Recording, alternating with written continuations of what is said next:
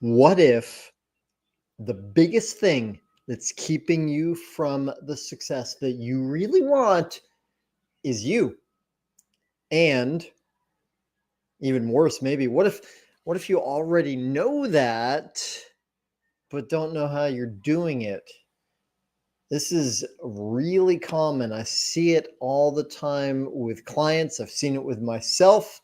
So if you resonate with that, if you know that the roadblock, the obstacle, the bottleneck is you, and you want to know how to remove that bottleneck, that's what I'm going to answer for you in this video. Let's go. So the number one way, it's happening. I don't know. It came out of the blue, right? Something just occurred. These are things that I hear often. I've said it myself too, right? Where people, I hear this from clients a lot, say, yeah, this really cool thing happened. This thing happened, right? This opportunity just came to me. A happening, right? And just beware of this. Anytime you hear, notice yourself saying, this just happened, it happened, you're missing a huge opportunity. And so what do? Instead, we take a really useful perspective. The perspective is not the entire truth. The perspective is useful. Personally, I don't believe there is an entire truth. Right? There are perspectives, right? What's true is secondary to what's useful as a question. So the perspective is, we create everything. I am creating everything in my life. So including those great opportunities, what you might call luck. I created that. That's the perspective I take. It's not the whole truth, because in reality, right, it's all a co-creation. There's other people, there's the economy, there's politics, synchronicity, the divine, there's all this. It's all co-creation, really. However, the power, the juice is in the perspective. I create everything. So here's how it goes often with clients. This great thing happened, came to me out of the blue. So the question is, how did you create that? How did you create that? Now, don't fall for, I don't know, right? That response, I don't know how I created this. Okay, good. That's fine. If that's a starting point, say, okay, I don't know. And okay, what else? If you did know, what would you say? I don't know. Okay, I don't know could be translated to, I don't really want to look. I don't want to think about it. So instead, go to the next level. Okay, if I did create this, the way I did it was, I stopped doing this thing that was getting in my way. I started doing this thing. I talked to someone, with a client earlier today. How did you create that? Well, I was engaged with people and I stood up for possibilities. Yeah, that's huge. Those things matter. Okay. So, number two, what is it that often keeps us from taking ownership for our success? Well, it's the flip side, because subtly we know if we take ownership for success, kind of means we need to take ownership for our quote failures. I don't believe in failures, really, right? However, if we take that perspective, I create everything, then when we get results that we don't want, well, that also means, how did I create that? Now, of course, as you can imagine, I encourage, and I do this myself, and honestly, it's easier, which is telling. Let me finish the thought. I encourage that we ask ourselves, how did I create this? Right? The result that I don't want, the quote mess up. How did I create this? And we don't typically like to ask that question. Well, some of us do, right?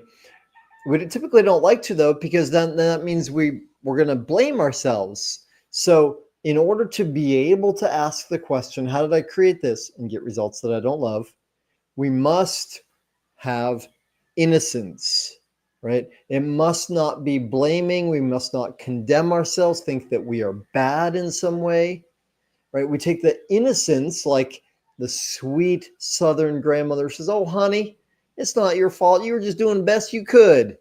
Right? That's the attitude we take when we say, "How did I create this? I didn't mean to." Right? So then we can take ownership and go, "Oh, you know what? I didn't speak up when that person said that, or I wasn't really listening very well, whatever it is." Because then we can learn, right? And then we have power, because when we can take ownership for this, then we can take ownership for this, right? Then we can create. Now, why is it that we have trouble with this? Well, we tend to blame, right? We're used to red pen syndrome, which also get red pen syndrome is like, some of us had the experience in education, early education, grammar school, that kind of thing, where the teacher, we turned in our work, the teacher gave it back and it had red pen and it pointed all the things that were wrong, right? So for me, it's been a bigger learning curve to take ownership for, how did I create the things I love? Because I'm really good at saying, how did I mess up? Can go both ways. So number 3, kintsugi. You know kintsugi? Japanese concept. I love this. Kintsugi is this idea in art, pottery especially, that so in the West, we tend to have this concept, excuse me, that if something breaks, we get a new one. If something breaks, it's now devolved in value. It's lower value. Kintsugi is this concept that when something breaks, pottery or a vase or something like that, we could not only get the pieces and glue them back together, we do so by mixing gold into the glue. So when the thing is reconstituted, reconstructed, it's better, it's stronger. By the way, this gets us into the concept of anti-fragility, right? So kintsugi as a concept is, it's great to make messes. One of my declarations I speak out every day, multiple times, is I am kintsugi, magnificently messy, making masterpieces. Why does the absence of that concept, kintsugi, block us from success? Well, it tends to hold us back. I don't want to try. I don't want to do this thing because I might mess it up. If we release that, flush it, and we embrace kintsugi, we go, yeah, let's mess it up. Because 1, if I mess it up, I'm going to learn, how did I create this? 2, actually, that can create something more beautiful than if it had gone, quote, right? And 3, indecision always costs us more than hesitation, right? Indecision costs more than a bad decision. Yeah, that's what I meant. Indecision or hesitation costs us more than a bad decision. So in other words, better go for it. Decide. Get the ball in motion. Make a mess. Learn. Do it again. Create something different. Cool. Number 4. Right. Number 4 is connected to, well, it's connected to something I call the river of causality. You ready? I'm going to give you the brief version. I will flesh it out more later.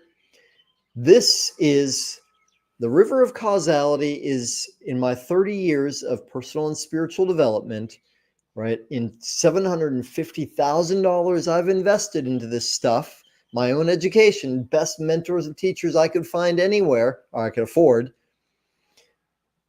This is the most clear, concise way I know how to explain, 1, how we actually create reality, and 2, more importantly, why we often block our success, because we're focusing in the wrong place. Stay with me here. So down here, where the river meets the sea, results. Everybody wants results. Some people want more money, greater income, greater impact. Somebody wants to save a marriage. Somebody wants to create a new relationship. Somebody wants to lose weight. We all want results. Question: what in this world must always precede results? action, right? Action precedes results in our world. So, right, without action, we don't get the results. It's not enough just to wish, right? Yes, positive thinking is useful. Visualization is useful. A mantra, a declaration can be useful. However, without action, we don't get the results. Okay, so since we are wise people, then we say, okay, well, results is preceded by action. Then, well, what determines the action? If we go upstream, up the river from there, what determines our action or inaction? What is it that determines, do we act or not act? Right? Because if we don't act, we're not going to get the result. If we act, we might get the result, however, and we could act in an ineffective way, or we could act in an effective way. My favorite example, my friend Frank, single guy, walking down the street, sees a woman to whom he's attracted. He could walk by, not say anything, or he could go up to her and say, "Hi, I'm Frank. Who are you?" or something, right? No action, action. Now, could be that, leave that aside, he takes action, he acts, he goes up and he introduces himself. Well, that could be effective action or ineffective action. What does it depend on? Thoughts, right? What's he thinking? Is Frank thinking, she's out of my league? Or is Frank thinking, hey, we might get along, right? Depending on that thought will determine no action or action. Depending on that thought will determine effective action or ineffective action. You with me? So we got results preceded by action. Go upstream from there. We got thoughts, and language is connected to thinking. What, if we go all the way up to the source, to the top of the river, what is it that determines our thoughts? Thoughts come from, language I use for it is being. Who we are being creates our thoughts. For instance, here's a great example. I was working with a private client earlier today. She's creating a new relationship, right? A love relationship. Ooh, fun, good, juicy. So she says, I am something like this. I am joyous and light and loving with people. So, okay, cool. I said, well, what if you leave out the with people? Okay, I am joyous, loving, fun with him. Like, okay, cool. What if you leave out the with him? Because who you are being is going to be the same with people, with him. Who we are being comes out in all situations. Call it identity. If you want to go new agey, call it our vibration. Being results in our thoughts and our words, our language, internal and external, and our actions and the results we get. So what does this mean for us, this river of causality? It means, one, highest leverage, best focus, best attention up here on being, right? Why? Because what a lot of people do that blocks their success is they focus down here. I'll change this. I'll do this. I'll change this strategy, this tactic. Yet who they are being, she's out of my league. It doesn't matter what club you go to if they're all out of your league, right? Now, what else about this? Here's another way of saying it. Clean water never comes from a bitter fountain, right? So we can spend a lot of time cleaning up the river down here or trying one strategy after another, right? Or we can go up here to the source of the river. But as much time as we clean down here, if we haven't cleaned up here, it's just going to get polluted again. So what does that mean? Number 4, how people block themselves from success. They focus on doing rather than being. Being trumps all. Now remember, I'm not saying action is irrelevant. It's necessary. It's not even important. It's necessary. However, being way more important. So I kind of combined 4 and 5 together. However, it's okay because I'm giving you a bonus anyway. Bonus is number 6. Blockage of success, fear of celebration. Huh? My phone greeting says, "Hey, thanks for calling. Tell me something you're celebrating or could be." Now, on a side note, years ago, I had a phone greeting that said, "Hey, thanks for calling. Tell me a joke. If it's funny, I'll call you back." A lot of people didn't leave messages, too much pressure. In this case, though, tell me something you're celebrating or could be. That question, a lot of people love it. I get so many comments. However, for some people, that's hard. Why? Why is that question hard? Right. One, we're trained, red pen, to look for the failures, to look what's wrong with us. Right. Two, some of us can experience what I sometimes call recovering Catholicism, right? Which is if things are going well, look over your shoulder, watch out. It's going to go bad soon. We expect bad things to happen. Or, right, or that's kind of that old idea like the devil's going to get you, right? So we don't celebrate. I don't want to jinx it. That blocks our success. Why? Because if we're not able to celebrate, including the small things, the little victories, right? The steps along the way to the big goals and dreams, we lose energy, we lose momentum, and takes us all the way back to number one. We don't take ownership. Right? So what can I celebrate? How am I celebrating?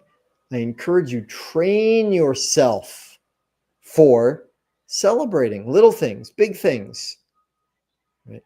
Now, to wrap this up, bring it around, here are the 2 action items for you. Train yourself to ask these questions. One I just gave you. What's something you are celebrating or could be? Ask other people that question. It lights them up. They'll love you for it, and it trains you to see celebration. Second question, how did I create this? And if you're asking, how did I create this being something that I don't love, a result I don't want, do it with innocence. Right? Do it without blame. And train yourself to ask, how did I create this? That thing that happened came out of the blue. How did I create this? All right, y'all. Thanks for tuning in. Awesomeness. I love you. See you soon.